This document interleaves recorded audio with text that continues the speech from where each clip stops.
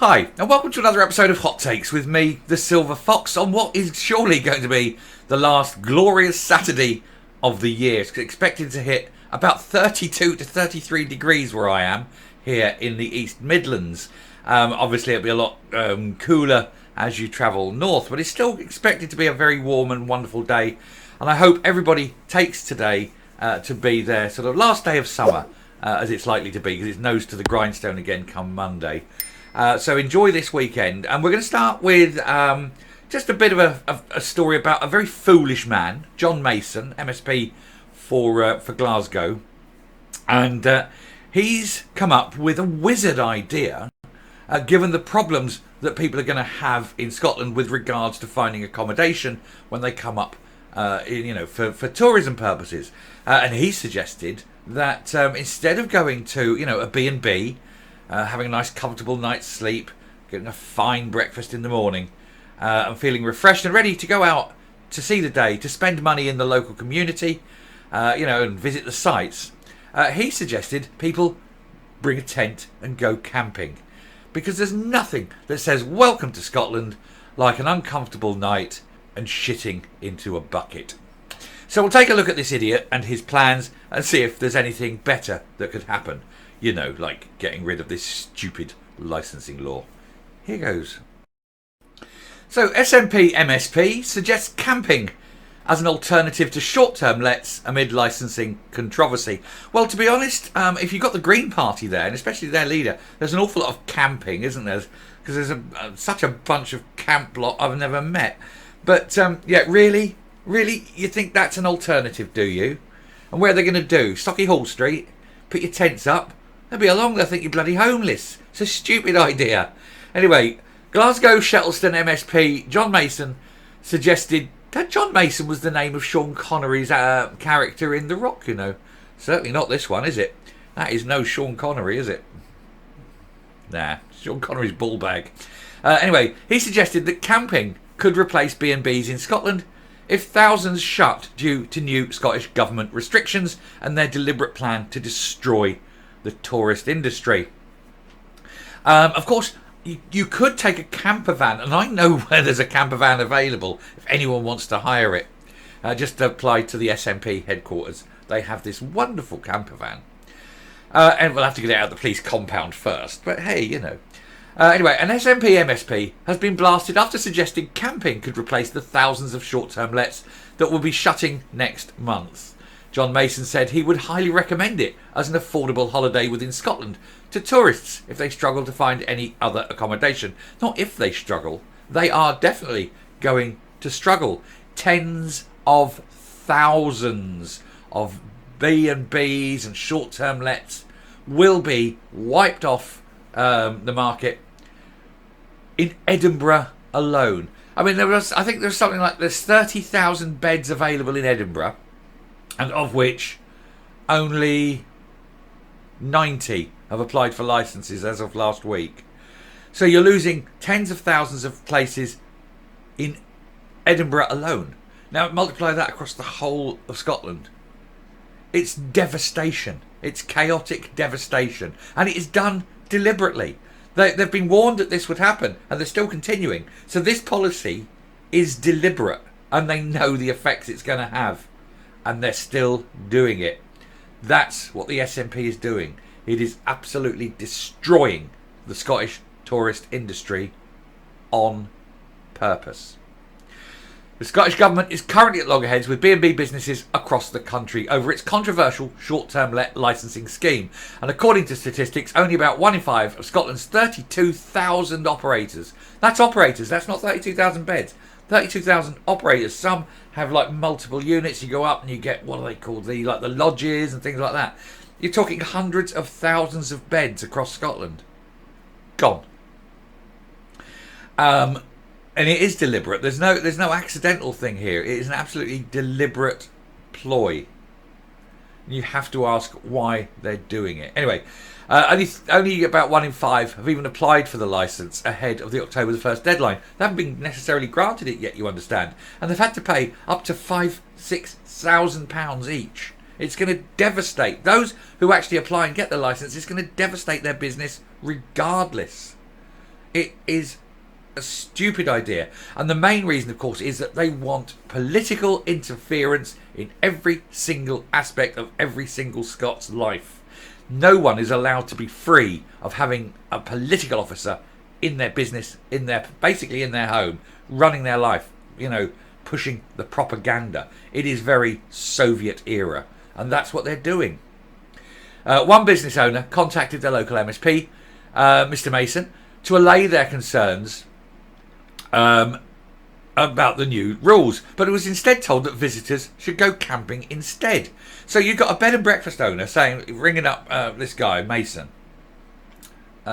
He owns his bed and breakfast place. He's relying upon it. It's his business. Mason said, "Oh, don't worry, people can go camping instead." Well, that isn't going to help this guy's business, is it? Fiona Campbell, Chief Executive of the Association of Scotland's Self-Caterers, highlighted that this was not a solution to the issue, as the choice of holiday would not suit everyone. No, you get the elderly, the infirm, the frail, the variously different abled, things like that, people with conditions that stop this from happening. And of course, there's people for whom camping is anathema. I certainly wouldn't do it. Did enough of it when I was in the army. Never going under canvas again, thank you very much. A nicely appointed hotel is my kind of roughing it, I tell you. Anyway, she told the Scottish Daily Express, Scotland's dynamic and diverse tourism sector offers consumers a wide range of accommodation types. Self-catering offers a sustainable and affordable choice for those choosing to holiday in Scotland, and with our guests benefiting communities through spending money in local businesses. And this is the thing. This will devastate not just the bed and breakfast industry, but wider into the local communities. You get people staying at lodge. Let's say you've got one of these places that say got a dozen lodges or whatever.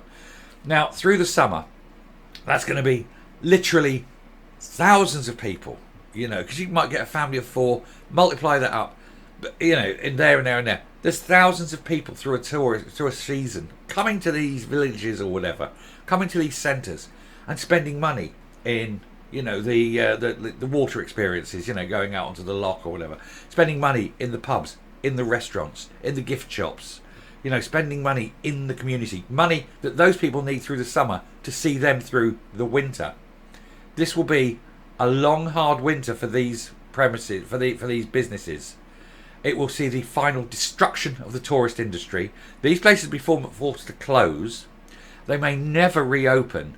You're going to have communities demolished and poverty and misery descend through the deliberate choices of Scottish ministers who are doing this on purpose, as I say, because they fully know. They fully know that this is going to happen, and they're still doing it. Self-catering, she said, is a mainstay of the tourism industry, but it is under severe threat due to the Scottish Government's onerous and costly and pointless short-term licensing scheme. It is alarming that 2/3 of operators are actively considering leaving the market, thereby jeopardising Scotland's leading position as a tourism destination and a place to do business.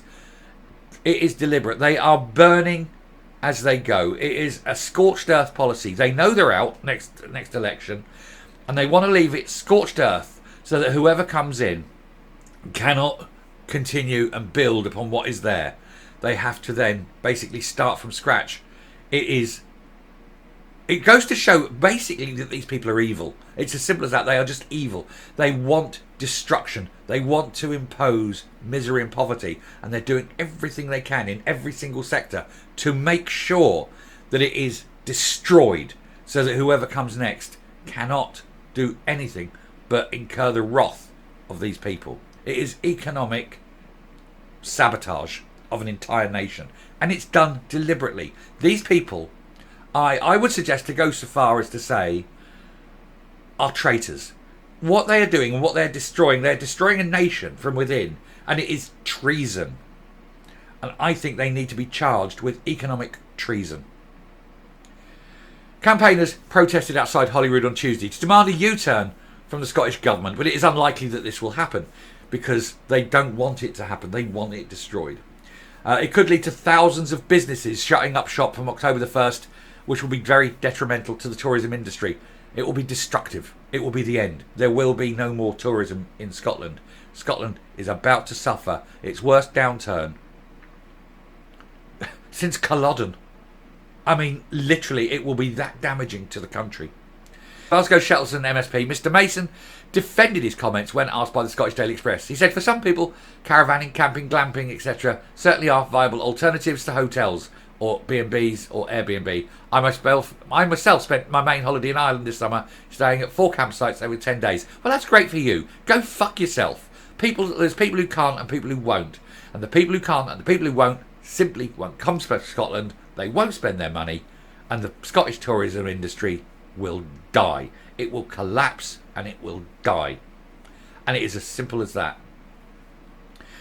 And there is nothing they can do about it. Whatever they say, they lie. They open their mouths and they lie. And it is just complete and utter bullshit what they're doing. And for what reason? It's so that pricks like that can get a political say in every kind of business in Scotland. I'm surprised they're not actually issuing and having a political officer inside every business. It seems to be the way they go. And doesn't he have a face like a well-scalped arse, doesn't he? Disgusting little human being. I'm going to stop and come up. Right then, so there you go. That's your choice. You could pay 5-6 times the price to stay in a nice hotel, because that's what's going to happen to hotel prices. They're going up. Laws of supply and demand, isn't it? Or you get yourself a little tent and sit there in a forest while you're eaten by every little creature that decides to walk across your path. And then in the morning, get up, do your ablutions, smell a bit, and then, crap in that little bucket that you got before emptying it down by the river, leaving a little floater to drift across the loch later on to be mistaken for the monster.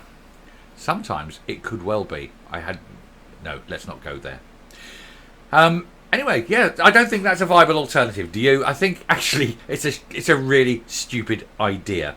And the other thing, of course, you get camper vans, and then, but that's not really going to help, is it? If everyone, instead of being in a B&B, is in a camper van, the roads up the, especially the A9, are going to be absolutely rammed. Nobody's going anywhere because there's going to be 10,000 camper vans. Then they're all going to pull over to the side of the road because it's night and they want to sit there and rest for the night. They haven't got enough camper van parking spaces. This is typical of the SNP, though. Stupidity is an art form, and boy, they are world-class artists. I shall stop there. Thank you very much. I've enjoyed this one. I thought this was a good one, and I hope you did too. And I hope that this one has earned a subscription. So do please hit it. We are going to get close. I'd like to get to 7,000 soon. We're on our way, and the 65% of you who are regular viewers and who have not yet hit the subscribe button, now's the time. You like the programme, you like the channel, you keep watching, you can tell because you keep coming back. So hit the subscribe and then you'll miss nothing. Until then, stay safe, stay well, don't go camping. It really isn't as good as it's made out to be, no matter how nice the magazines show it. And goodbye. You don't want to shit in a bucket either, do you?